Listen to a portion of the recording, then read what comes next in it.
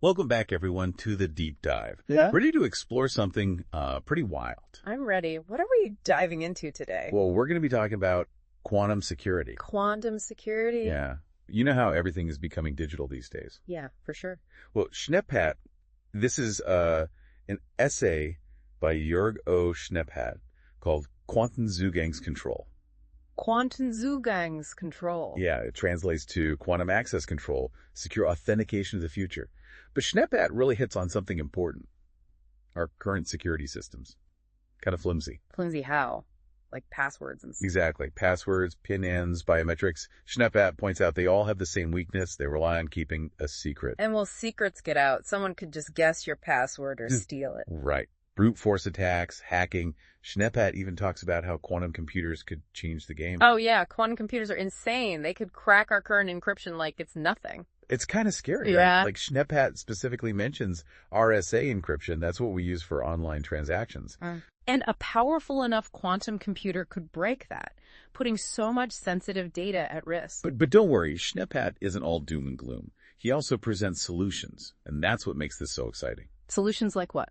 Okay, so Schneppat talks about this thing called quantum key distribution, or QKD. QKD? So instead of relying on complex math that a computer could crack, QKD uses the laws of physics to guarantee security. Whoa, wait. Using physics to protect data? That sounds kind of crazy. It is crazy, but it works. So imagine you're trying to send a secret key, right? Okay. Well, with QKD, you use these things called photons, which are like tiny particles of light.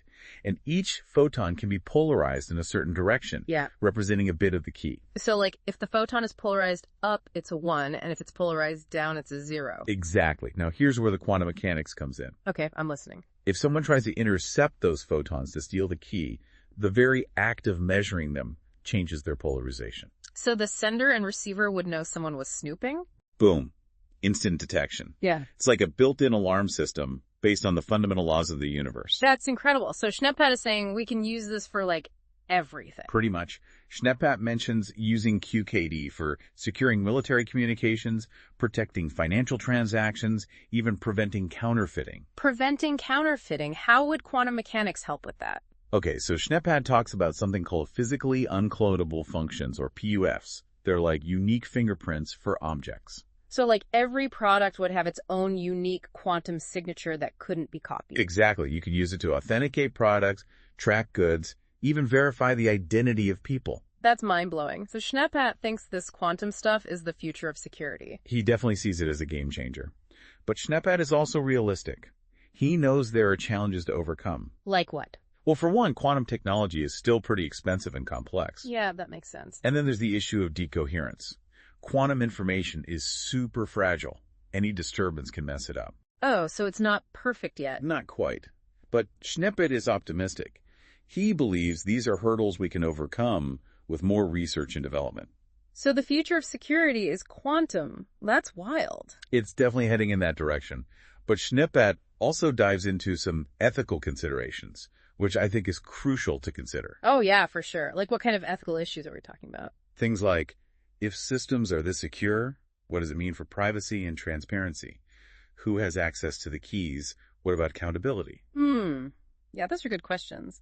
Schneppat seems to think these are important things to consider. He definitely does. He encourages a lot of thought and discussion about the potential impact of this technology. And that's what we'll be doing in the next part of our deep dive into Jörg O. Schneppat's essay. Sounds good. I'm ready to dive back in. Okay. So, where were we with Schneppat's ideas on quantum security? Well, we were talking about the practical applications, right? How this can impact everyday life. Schneppat really emphasizes this. Oh, right. Like how? Think about the Internet of Things. Schneppat brings this up a lot. All these devices are fridges, thermostats, even doorbells connected to the Internet. Yeah. Each one is a potential entry point for hackers. It's a huge security risk. I see. So Schneppat thinks quantum security could fix that. Exactly. He talks about quantum access control. Each device would have a unique quantum signature, making it virtually impossible to hack. And what about even bigger systems? Like Schneppat mentions smart cities, right? He does. Imagine a city where traffic lights, power grids, all controlled by secure quantum networks. Schneppat thinks it's not just possible, it's necessary. It would make things so much safer, but is it really feasible? Schnepphat acknowledges the challenges. Cost is a big one. Quantum technology is still pretty expensive. Yeah, and what about that decoherence thing? Doesn't that mess things up? Schnepphat talks about that too. Decoherence, where quantum information gets disrupted, is a major obstacle. But he's confident researchers will find solutions. So it's not like a perfect solution just yet. There are still hurdles. Right. But Schnepphat stresses that the potential is huge. He thinks quantum security could revolutionize healthcare too. Oh. Healthcare. How so? Imagine your medical records encrypted with quantum keys. Only authorized people with the right key could access them. Schnepphat paints a pretty compelling picture. Yeah, that would make things so much more secure, but like you said, there's still a long way to go. There is, but Schnepphat is optimistic. He believes with more research, development, and international collaboration, we can overcome these challenges. International collaboration, why is that important? Schnepphat argues that quantum security isn't something any one country can tackle alone. We need global standards, ethical guidelines, to ensure responsible development. It makes sense. It's a technology with global implications. Right. And that brings us to the next layer Schnepphat dives into, the societal impact of all this. What kind of impact? Well, if systems become ultra-secure, what happens to privacy? To transparency? Schnepphat wants us to start thinking about these questions now. Wow, Schnepphat is really pushing us to think beyond the tech itself, to consider the bigger picture. He is. And that's exactly what we'll continue to unpack as we dive into the final part of his essay. All right, so wrapping up our look at Schnepphat's essay here, what are some of the big takeaways for you? Well, I think Schnepphat really hammers home the point that quantum security is not just some futuristic fantasy, it's happening now. He does, and he's really pushing us to think about the implications, not just the technology itself. Exactly. Like one thing that really stuck with me is Schnepphat's discussion of privacy. Privacy, yeah, he brings that up a few times. I mean, on the one hand, quantum cryptography could offer incredible protection for our personal data, Right. unbreakable encryption. Uh-huh. But Schnepphat also asks, if information is that secure, who controls it? Who has the keys? It raises some big questions. It does, and Schnepphat seems to be hinting that maybe individuals could have more control. Yeah. He even says imagine a future where you could decide exactly who gets to see your data with total certainty because it's protected by quantum mechanics. It's a pretty powerful idea. It is. But then, Schnepphat also brings up the flip side. What do you mean?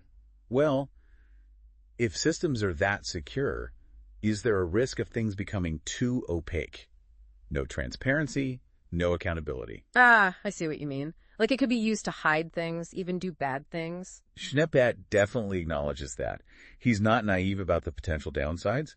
That's why he emphasizes the need for ethical guidelines. Yeah. To ensure this tech is used responsibly. Right. And he talks about how important global cooperation is, right? This can't be a one-country thing. He's adamant about that. Schnepphat argues we need international standards, collaboration, to make sure quantum security benefits everyone. And I think that's a great point for us to end on, right?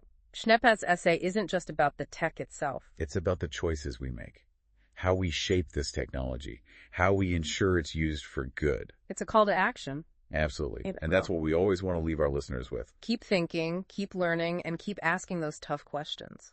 Because the future of quantum security and the future of our digital world, it's in our hands. Thanks for joining us on this deep dive into Yorgo Schnepphat's work. We've got links to his essay and more in the show notes. And until next time, keep diving deep.